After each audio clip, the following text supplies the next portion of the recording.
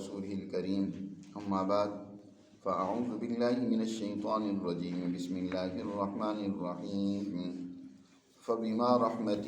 من الله لنت لهم ولو كنت فظا غليظ القلب لانفضوا من حولك فاعف عنهم واستغفر لهم وشاورهم في الأمر فإذا عزمت فتوكل على الله إن الله يحب المتوكلين إن ينصركم الله فلا غالب لكم وإن يخذلكم فمن ذا الذي ينصركم من بعده وعلى الله فليتوكل المؤمنون صدق اللہ العظیم۔ آج کی آیات مبارکہ میں غزوہ احد کے تناظر میں ہی اللہ سبحانہ و تعالی نے نبی کریم صلی اللہ علیہ وسلم جو سب سے پہلی مسلمان جماعت، ان کے ایک لیڈر امام کی حیثیت بھی رکھتے ہیں، آپ صلی اللہ علیہ وسلم کی کچھ بنیادی صفات بیان کی جا رہی ہیں۔ ایک تو اس حیثیت سے بھی یہ صفات انتہائی عام ہیں کہ یہ صفات در حقیقت ہر مسلمان جماعت کے لیڈر کے اندر خاص طور پر ہونی چاہیے۔ ویسے تو ہر مسلمان میں ہونی چاہیے، یہ ضروری ہیں، لیکن جو کسی جماعت کا سربراہ ہو، لیڈر ہو، پیشوا ہو، تو اس کے اندر یہ صفات بہت ضروری ہیں۔ نبی کریم صلی اللہ علیہ وسلم ویسے تمام صفات کمال کا مجموعہ تھے۔ اللہ نے آپ صلی اللہ علیہ وسلم کو بہت جامع صفات عطا فرمائی تھی۔ قرآن نے ان صفات میں سے، ان اخلاق میں سے، ان خوبیوں میں سے کچھ خوبیوں کا یہاں ذکر کیا ہے۔ اس سے پہلے آپ اس واقعے کو سامنے رکھیں جو غزوہ احد میں 70 مسلمانوں کی شہادت کی صورت میں پیش آیا ہے، اور آپ صلی اللہ علیہ وسلم خود اس غزوہ کے اندر شدید زخمی ہوئے، آپ کو بھی نقصان پہنچا، آپ کے دندان مبارک شہید ہوئے، روئے انور مبارک زخمی ہوا۔ حضرت فاطمہ رضی اللہ تعالی عنہ وہ آپ کے چہرے سے خون کو دھو رہی تھی، لیکن خون بند نہیں ہو رہا تھا۔ آخر کار انہوں نے ایک چٹائی کو جلا کر اس کی راکھ حضور صلی اللہ علیہ وسلم کے زخموں پر رکھی اور پھر خون رکا۔ تو آپ صلی اللہ علیہ وسلم کو بھی تکلیف پہنچی، اور اس کے پیچھے آپ دیکھیں گے تو صحابہ کرام کی کچھ لغزش اور خطا تھی، جس کا قرآن نے ذکر بھی کیا ہے، اور ساتھ یہ بھی فرمایا کہ ہم نے تمہاری یہ غلطی معاف کر دی ہے۔ عف اللہ عنک، اللہ نے تمہیں معاف کر دی ہے، لہٰذا آئندہ یہ غلطی تمہیں نہیں دہرانی چاہیے۔ وَلَقَدْ عَفَا اللَّهُ عَنْهُمْ، یقیناً اللہ نے ان کی غلطی کو ان سے معاف کر دی ہے۔ پہلی تو یہ ہے کہ باوجود اس کے کہ مشورے میں آپ صلی اللہ علیہ وسلم نے جب رائے لی صحابہ کرام سے اس جنگ کا مقابلہ کرنے کے حوالے سے، تو آپ صلی اللہ علیہ وسلم نے اور سنجیدہ صحابہ نے، تجربہ کار لوگوں نے جو مشورہ دیا تھا وہ یہی کہ مدینہ منورہ کے اندر رہ کر ہی دشمن کا مقابلہ کرنا چاہیے۔ لیکن جو تھوڑے جذباتی نوجوان صحابہ تھے جو جنگ بدر میں خاص طور پر شریک نہیں ہو سکے، ان نے اپنی بہادری کا جوہر دکھلانے کے لیے، اور اسی طرح غزوہ بدر ان کے سامنے تھا کہ وہاں کس طرح صحابہ نے داد شجاعت حاصل کی، اور ہم معروم رہ گئے کہ ہم اس میں شریک نہیں ہوئے، کیونکہ غزوہ بدر وہ باقاعدہ مدینہ سے جنگ کے ارادے سے یہ فوج نہیں نکلی تھی، بلکہ ایک قافلے کا تعاقب کرنا تھا، اس کا راستہ روکنا تھا۔ تو اتفاق ہی ہوا کہ راستے میں ہی جنگ کی صورت اور نوبت پیش آ گئی، تو آپ صلی اللہ علیہ وسلم اپنی اسی جماعت کے ساتھ میدان میں اتر گئے۔ تو بہت سارے لوگ اس جنگ میں شریک نہیں ہو سکے تھے، تو ان کا جو جذبہ تھا وہ خاص طور پر نوجوان جو تھے، انہوں نے اپنے اس جذبات کی بنیاد پر رائے یہی دی کہ مدینہ میں رہ کر اگر دفاع ہوا تو جنگ نہیں ہوگی، زیادہ سے زیادہ دشمن کا ہم سے اپنا دفاع کریں گے،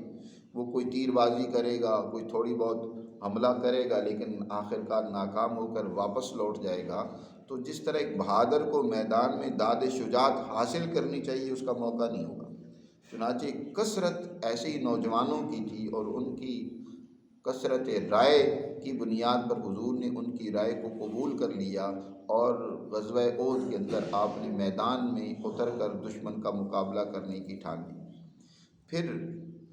ایک تو یہ ہے کہ کسی معاملے میں بھی مشورہ دیا جائے تو اس میں اپنے جذبات کو سامنے نہیں رکھنا ہوگا، اس میں جماعت کے فائدے کو سامنے رکھنا ہوگا، اجتماعی تقاضوں کو سامنے رکھنا ہوگا۔ یہ یاد رکھیں،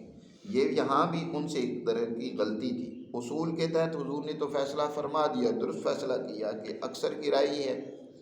اگر یہاں آپ اکثر کی رائے کو قبول نہ کرتے تو ان کے اندر ایک بے دلی پیدا ہو جاتی کہ دیکھیں یہ مشورے کا کیا مطلب ہے،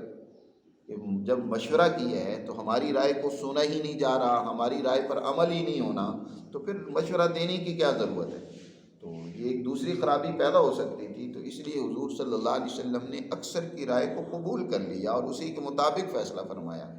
لیکن ان کو تنبیہ کی گئی کہ مشورہ پوری دیانتداری سے دینا چاہیے، اس لیے ان آیات میں مشورے کا بھی بیان ہے۔ حضور نبی کریم صلی اللہ علیہ وسلم نے ارشاد فرمایا المستشار مؤتمن،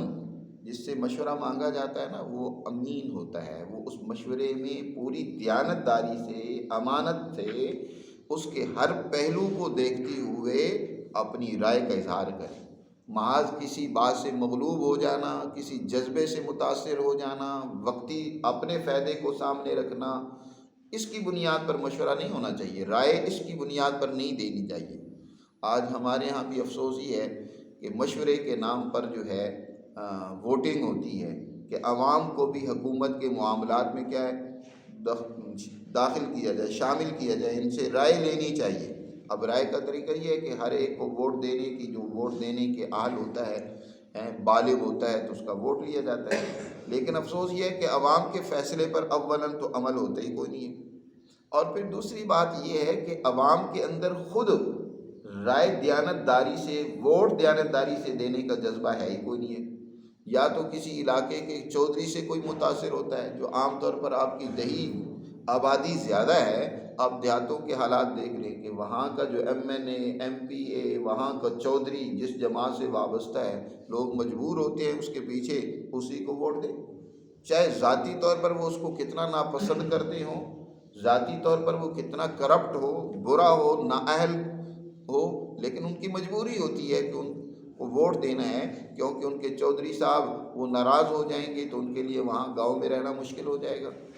یہی حال آپ شہروں میں بھی دیکھ رہے ہیں کہ شہروں میں بھی کوئی صحیح سوچ اور نظریہ، کوئی ایک بنیادی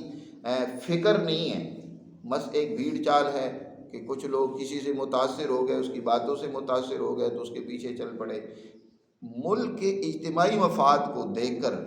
رائے دینا، پھر ان میں یہ رائے بھی ہونی چاہیے کہ ان 2 آدمی یا 3 آدمی مثلاً ووٹ لینے کے لیے کھڑے ہیں تو ان میں سے اگر کوئی بھی تمہیں پسند نہیں ہے تو تم وہ بھی رائے دے سکتے ہو۔ کئی مرتبہ ایسا ہوتا ہے کہ 3-4 آدمی کسی حلقے میں کھڑے ہوتے ہیں، ان میں سے ایک بھی اس حلقے کی عوام کے لیے بہتر نہیں ہوتا، وہ اس کو پسند نہیں کرتے، لیکن مجبوراً وہ کہتے ہیں ان میں سے کسی ایک کا تمہیں انتخاب کرنا ہوگا۔ یہ نہیں ہے کہ کوئی ایک خانہ ایسا بھی رکھا جائے کہ ٹھیک ہے ان میں سے کوئی بھی تمہیں پسند نہیں ہے تو تم اس پر مہر لگا دو کہ یہ ان میں سے ایک بھی اہل نہیں ہے، ایک بھی اس میں سے ہمارے کام کرنے کے قابل نہیں ہے کہ ہم اس کا انتخاب کریں۔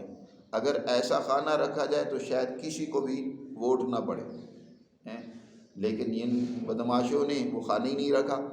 اور پھر دوسرا یہ ہے کہ جس کا انتخاب ہوتا ہے کھڑا الیکشن میں، جس کو آپ سلیکٹ کرتے ہیں، جو الیکشن کے لیے کھڑا ہوتا ہے، اس کا آپ نے کرائٹیریا کیا طے کیا ہے؟ عوام تھوڑی اس کو کھڑا کرتی ہے، وہ تو خود اپنی مرضی سے، یا وہ بڑی پارٹیاں جو صاحب مال ہوتا ہے، جو بدماش ہوتا ہے، جو گنڈا ہوتا ہے، علاقے کا صاحب حیثیت ہوتا ہے، اس کو کھڑا کر دیا، اب عوام کو کہا کہ تم نے اس کو ووٹ دینا۔ وہ تو عوام اس کے انتخاب میں پہلے فیصلہ کرے کہ کون ایسا ہونا چاہیے جس کو ہم نمائندہ اپنا بنائیں۔ وہ عوام تو اس کا انتخاب نہیں کرتی، عوام کو مجبور کیا جاتا ہے کہ اب تم نے ووٹ دینا ہے، رائے اپنی دے دینی ہے، زبردستی اس سے رائے دلوائی جاتی ہے۔ تو یہ بھی بہت بڑی خرابیوں کا باعث ہے۔ بہر صورت نبی کریم صلی اللہ علیہ وسلم نے اس موقع پر اکثر کی رائے کی بنیاد پر فیصلہ کیا۔ پھر احد کے اندر خود 70 کے قریب، جیسے میں نے کہا کہ صحابہ شہید ہوئے، اور ان میں سے بعض کہ تو جسم کو کاٹ دیا گیا، اعضاء کو کاٹ دیا گیا، جیسے سید الشہداء حضرت حمزہ رضی اللہ تعالیٰ عنہ کا سینہ مبارک چاک کر دیا گیا، کلیجہ نکال لیا گیا۔ بڑی عجیب طریقے سے دشمن نے اس موقع پر اپنے غصے اور انتقام کی آگ کو بجھایا، خود حضور زخمی ہوئے۔ تو اس کی وجہ سے طبعاً ہو سکتا تھا کہ آپ پر ایک غصہ ہوتا، آپ ناراض ہوتے اپنی جماعت سے، خفا ہوتے، بعض صحابہ کرام کو آپ ان سے بات چیت نہ کرتے یا آئندہ ان سے مشورہ اور رائے نہ لیتے۔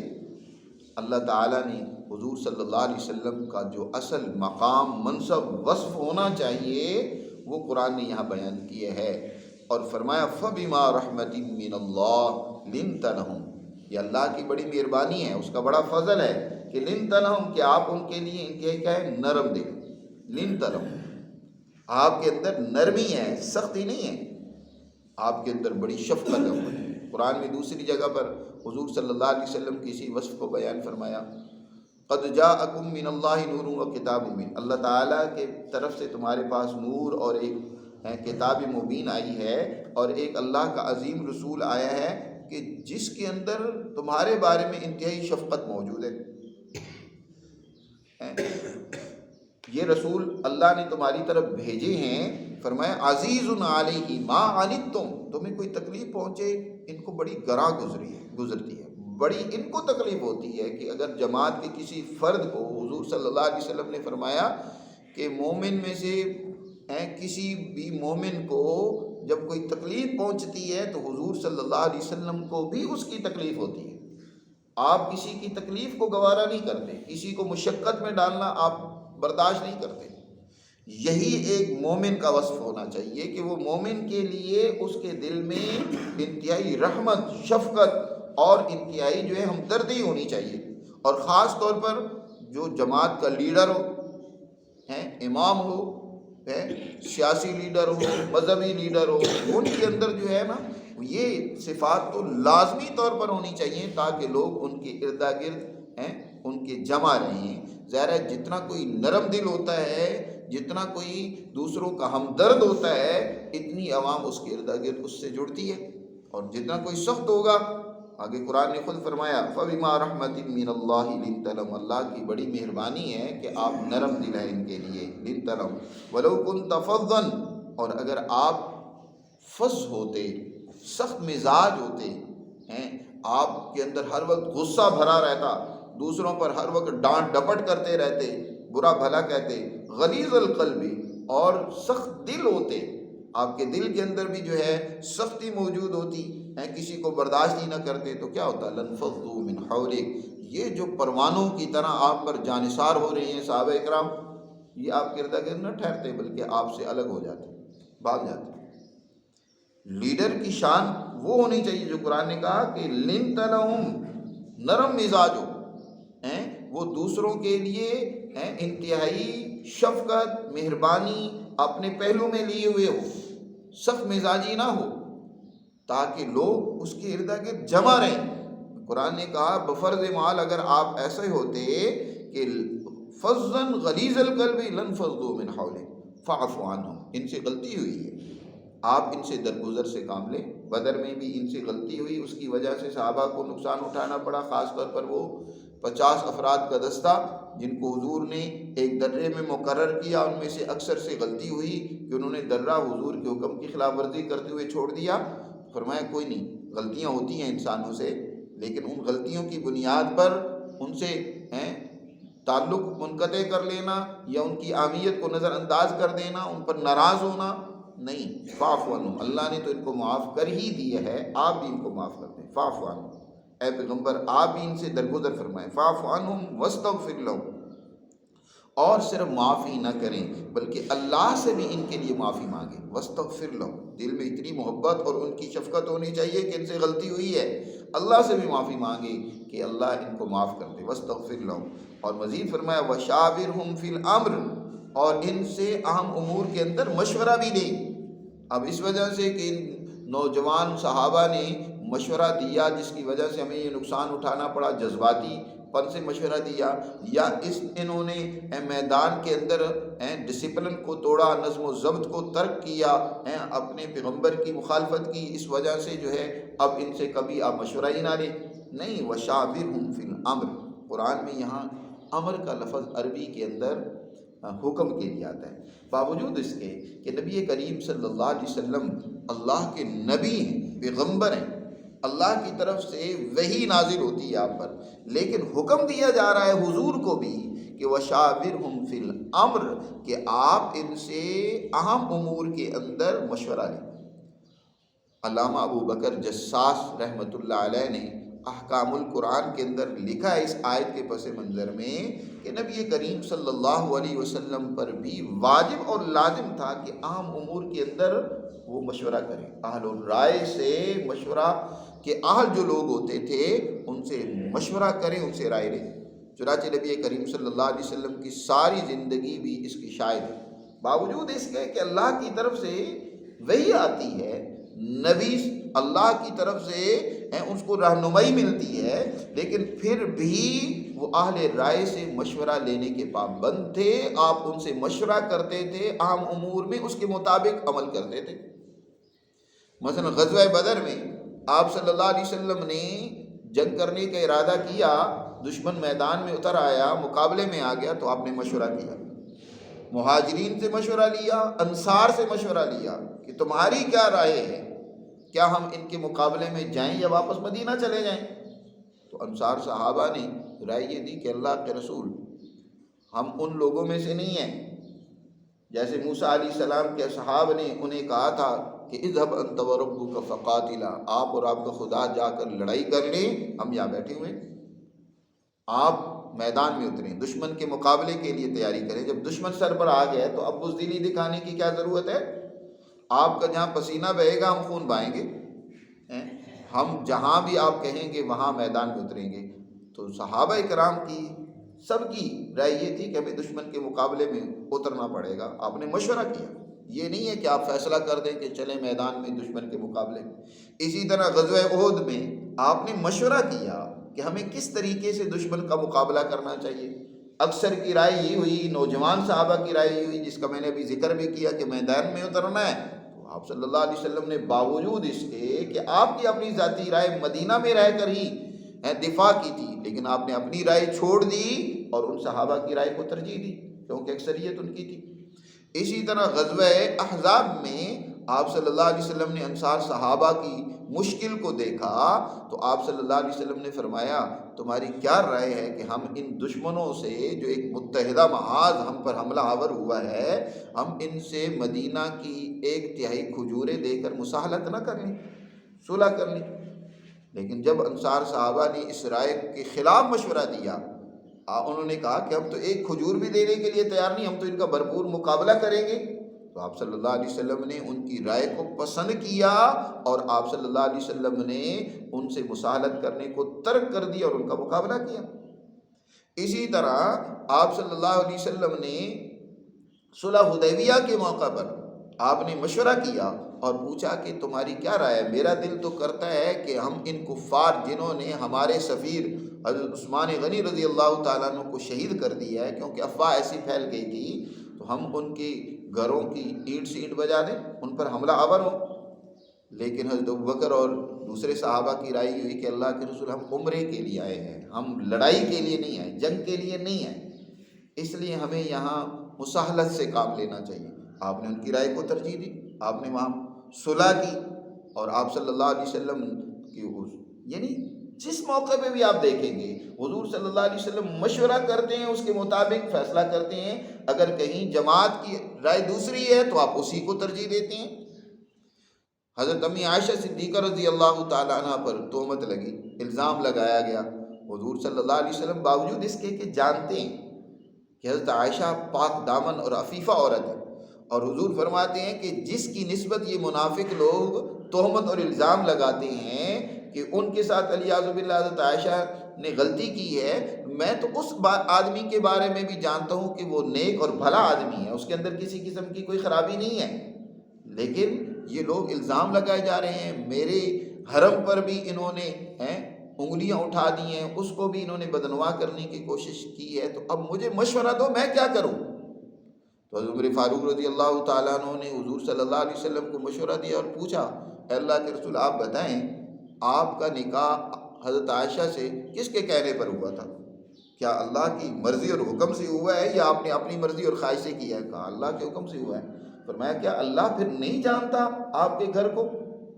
جس ذات نے نکاح کیا ہے،